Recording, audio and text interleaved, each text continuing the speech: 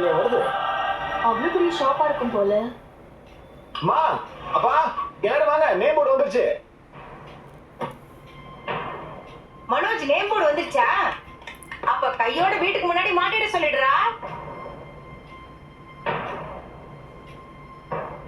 Board எங்க? போர்டா? ஆமாங்க, spelling எல்லாம் கரெக்டா இருக்கான்னு பார்க்க வேண்டாமா?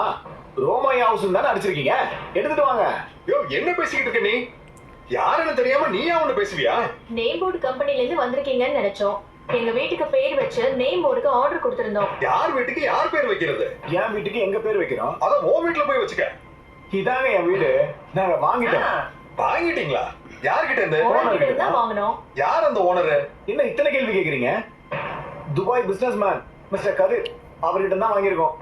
யோ, அவன் ஓனர்லாம் இல்ல, இங்க வாடகைக்கு இருந்தவன்.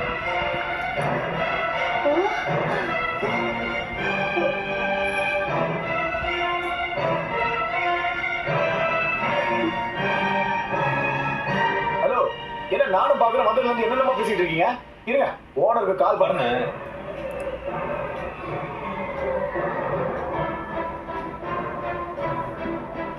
என்னங்க, ஏதோ பிரச்சனையா இருக்கும் போல இருக்கு. ஆமா, வழக்கமாக பஞ்சாயத்துல மாட்டிட்டு நினைக்கிறேன்.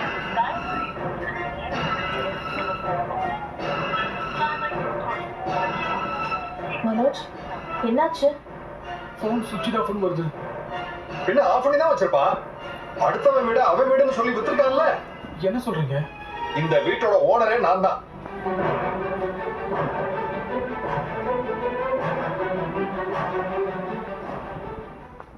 மனது தெரியுமா?